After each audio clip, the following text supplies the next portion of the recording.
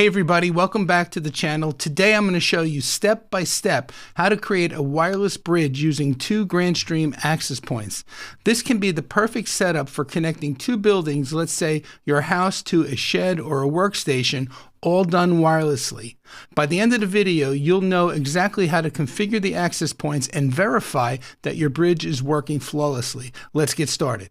Be sure to stick around to the end of the video so that you can see the real-time results yourself. A point-to-point bridge works by connecting two locations using a wireless link, essentially creating an invisible Ethernet cable through the air. One side will be the master side, the other side will be the client bridge. Once both sides are completed and configured, the remote side will have full access to your main network. Okay, for an outdoor wireless bridge, it's recommended that you use two outdoor rated access points.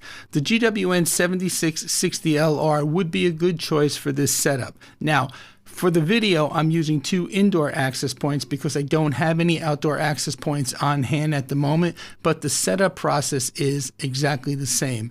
That said, let's go over to GDMS.Cloud and I'll show you how to set it up. But before we do, you can also set this up using the built-in controller on an access point. You set one as the master and one as the client, and you can configure the bridge that way, but we're going to use GDMS.Cloud for today's demonstration.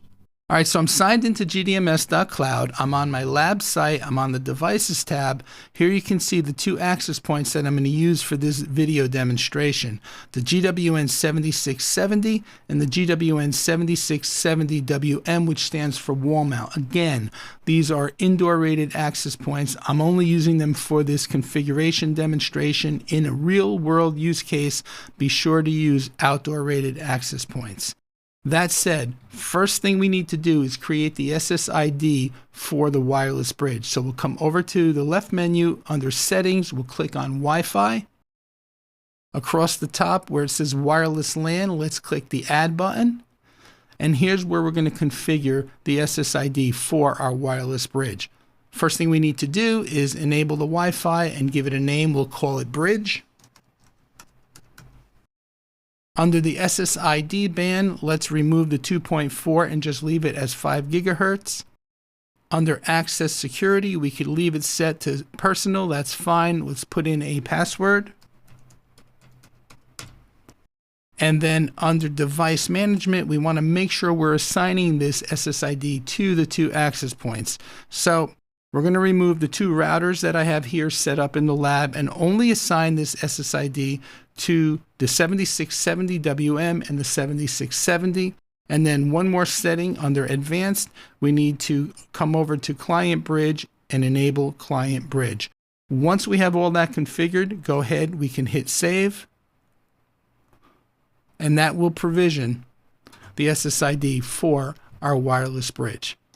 Hey, before we move on, I want to know, have you ever set up a wireless bridge before, or is this your first time? Let me know down in the comments below. I would love to hear about your setups. All right, so we're back on the Devices tab, and the next step is to select the AP that you're going to use on the client side, on the remote side, give it a fixed IP, and set it as the bridge. So I'm going to use the 7670. We'll click on the settings icon. I'm going to enable fixed IP, and I'm going to use this IP, but just make sure the IP that you're using doesn't conflict with your DHCP pool. But we're going to leave it set for 153 right now. We're going to give it a subnet mask of 255.255.255.0. We're going to give it the gateway of 192.168.80.1. We're going to give it the preferred DNS of the same. We'll use the gateway IP, and then for the alternate, we'll give it a public DNS. And then we're going to come down to the bottom and we're going to say Save. And once this provisions, we'll go back in. We'll go to the edit mode under the settings, and then we're going to set the AP as the bridge. So let's see, let's go back in under settings.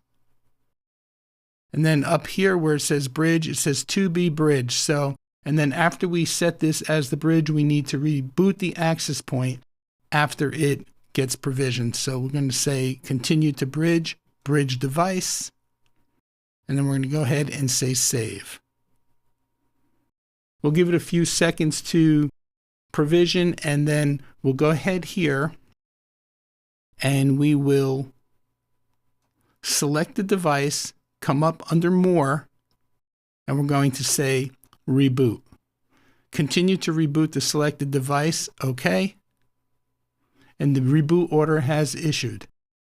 Okay, so once you've followed all the steps in configuring the wireless bridge like we did in the previous steps of this video, the next step in the real world situation would be to take the remote access point or the client bridge and move it to location B.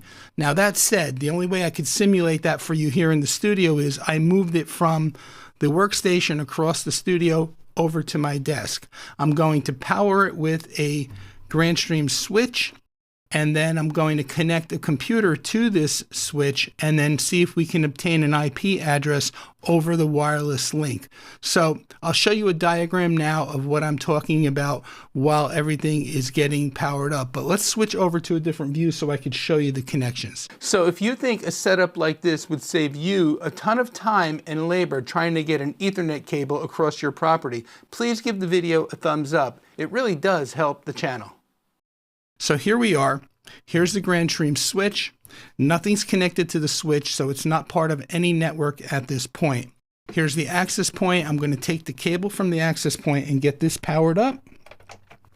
That'll take a few minutes, and then once that powers up, this device here should make a connection over to the actual main access point on the other side of the room. And then once that link is established, that wireless link is established, I can take the computer Ethernet cable, plug it into the switch, and this computer should obtain an IP address from, or over, I should say, the wireless link. So let's give this a few seconds to boot up, and then in the meantime, I'll pop up that diagram of what is actually going on here.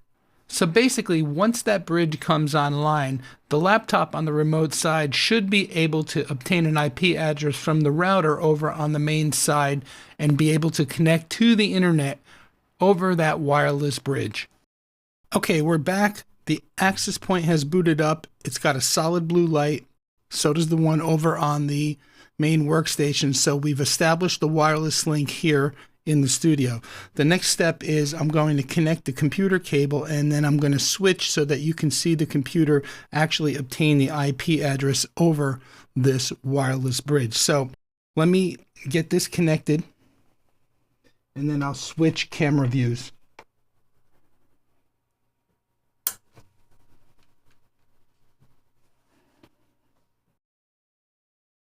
And there you can see we obtained an address of 192.168.80.95, and this is happening over the wireless link here in the studio. Let's go ahead now and bring up a ping tool, and let's just go ahead and ping out to the internet. And you can see we're getting a successful ping.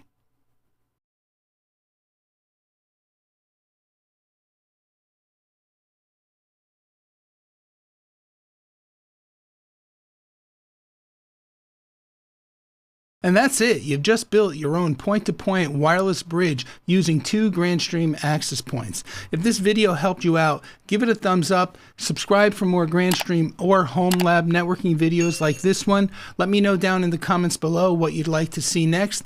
Thanks so much for watching, and we'll see you in the next one.